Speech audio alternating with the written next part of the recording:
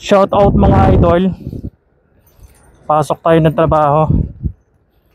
Meron akong mga nababasang comment ayun sa mga video natin.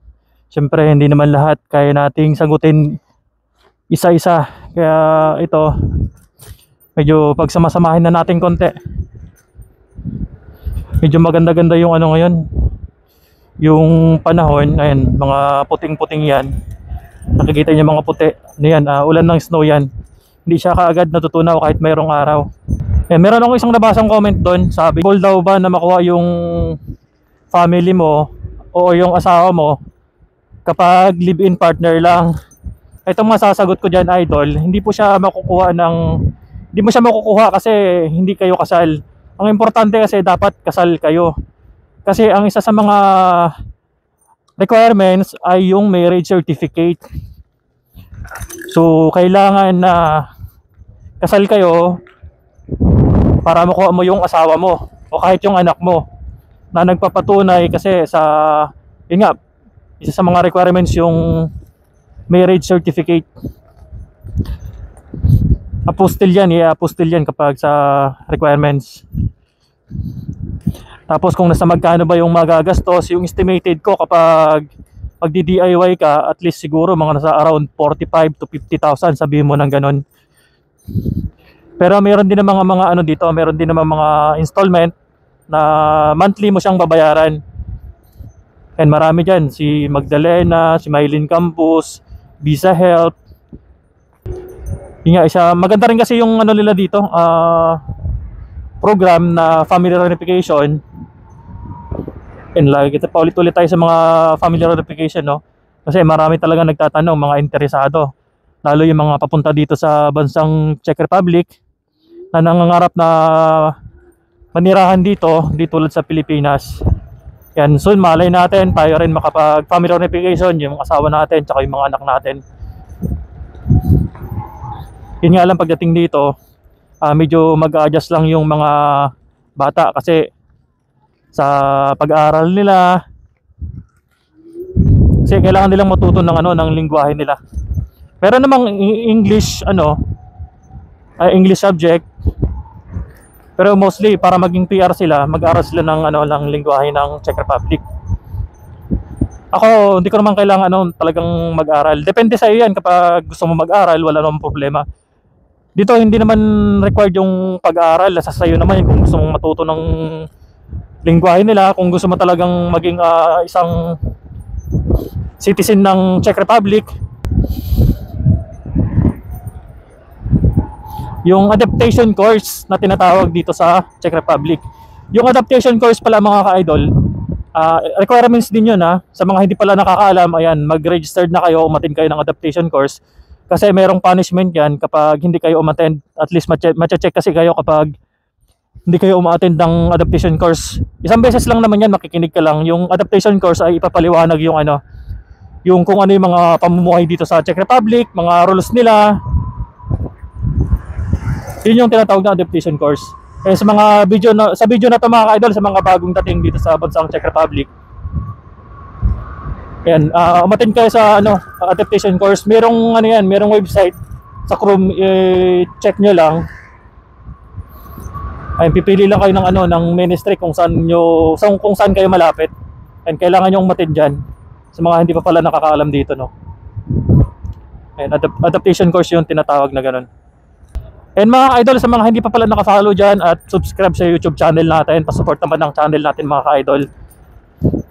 Kahit hindi tayo araw-araw na nakakagawa ng mga video, and kahit papaano sa ganitong paraan, ayan, nag-invest ako ng hawakan ng cellphone para kahit nagra-rides tayo, and nakakapag-video tayo. Kasi maraming inspired sa mga video natin. Meron akong nabasa isang comment doon. Yun, kakapanood nyo kakapanood nyo mga video natin na ngayon nandirito na sa bansang Czech Republic. Naging inspirasyon niya yung mga video natin. Siyempre, nangarap din siya, hindi lang sa video natin. Nangarap din siya na makarating dito.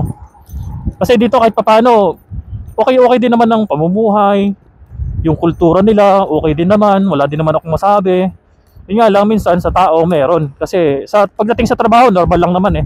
Sa trabaho lang naman ako medyo may nasasabi kasi mga ibang lahi, alam mo naman. 'Di ba? Doon lang naman. Pero sa pamumuhay nila, okay na okay naman dito. Napakatahimik, nakapapayapa. Kung ayaw mo ng mga maratis na buhay, yung pinapakala mo yung buhay mo, ayan, pumunta ka dito sa ano, pumunta ka dito sa Czech Republic or any part of Europe. Maraming ano dito mga ka-idol, maraming hiring. Ayan, basta sabi ko, mag-apply lang kayo sa mga legit na agency. Maraming agency na nagpapaalis ngayon, bound to Europe, lalong Europe ngayon, in demand. Dati ang pinaka talamak, Middle East. Pero ngayon, Europe, around Europe ngayon, mga ka-idol, marami silang hiring. Yan, mga Germany, Croatia, Netherlands, Czech Republic, Hungary, yan, Vienna, Austria. Yan yung mga idol na ano, mga bansang ano, nangangailangan ng mga manggagawang Pilipino. Sa Finland, ayan, Finland. Isa din sa ano yan, pwedeng makuha yung family mo. Medyo may kagandahan din ng sahod yan. Ay, nakikita nyo mga ka-idol, medyo namumuti yung ano, yung kapaligiran natin. Ano yan, ulan ng snow yan. Hindi lang siya agad natutunaw kasi sa lamig din. Tayo, kaya naman yung lamig. Kahit na naka-scooter lang tayo. Siyempre, ingat-ingat tayo kasi madulas yung daan. Hindi ako gumagamit ng ano, scooter kapag ano, kapag muulan ng snow. Kasi masakit sa ano, sa mukha kapag dumampi. Kahit na malilit na patak lang, masakit sa mukha. Lalo umaandar tayo.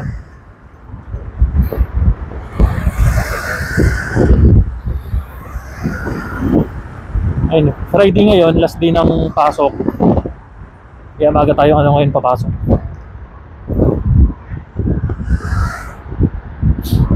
Eh, sa YouTube channel natin, marami ding ano doon, marami ding mga nagko-comment na hindi natin nasasagot. Ang ginagawa ko lang sa YouTube channel natin, nire-replyan ko lang ano, isa-isa.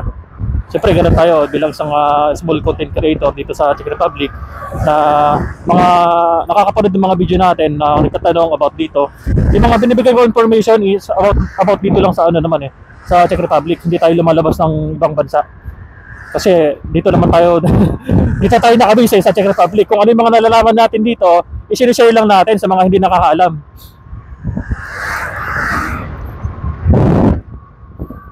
Ay, sa mga nagtatanong kung ano yung kaya nating sagutin, ayun, sasagutin natin mga ka-idol, at least alam nila, di ba? And tapos ingat-ingat kayo mga ka-idol pala. Meron din ako mga nare-receive ng mga message na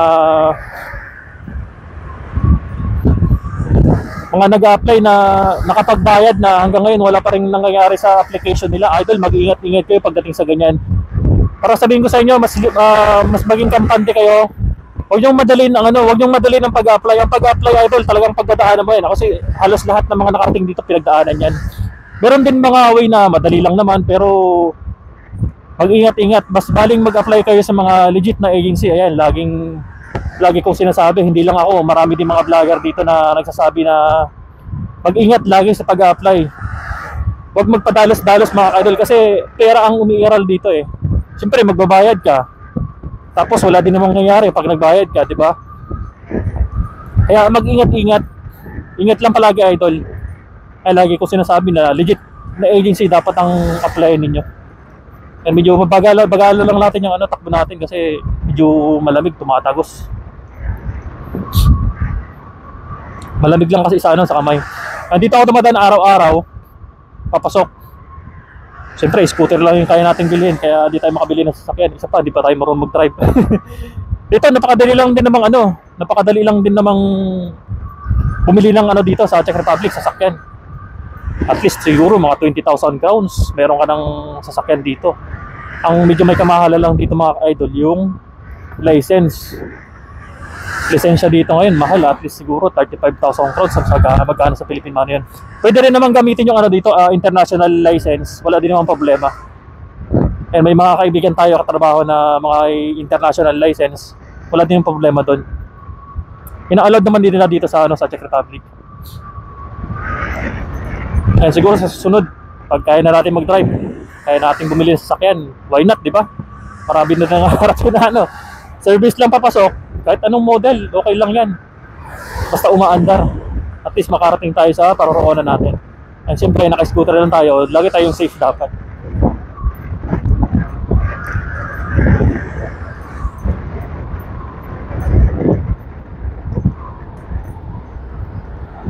Ayun yung company namin, Leengco. Yan. Yung nakikita nyo na yan. Yan yung company namin. Ayan, sa mga hindi pala naka-follow at subscribe sa YouTube channel natin mga ka-idol, sa TikTok account natin, sa Facebook. And pa-follow naman mga ka-idol. Marami pa din palang nagtatanong kung hiring ba yung company namin. Idol, hindi ko masasagot ngayon kasi parang nag-stop hiring yung company namin ngayon. Meron kasi ako mga nare-receive ng mga message na mga nag-apply dito tapos cancel yung application. Kahit sa cross-country, may kaibigan tayo doon na magko-cross-country sana dito, nakapag-ayos na ng papel.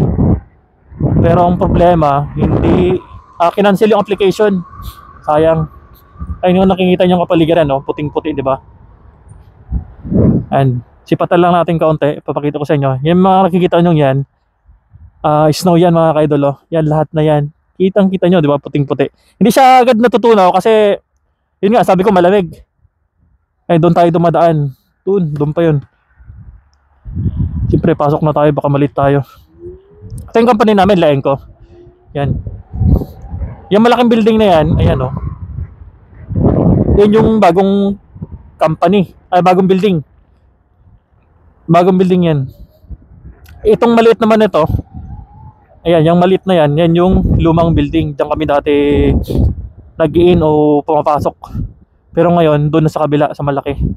Kumbaga, itong malaking building na to, ano lang ito, extension. Nandito tayo nagpa-park. Yan pala mga idol, hanggang dito na lang itong video na to. Sa mga hindi pa pala nakafollow dyan, huwag niyong kalimutan follow yung account natin at subscribe sa YouTube channel natin.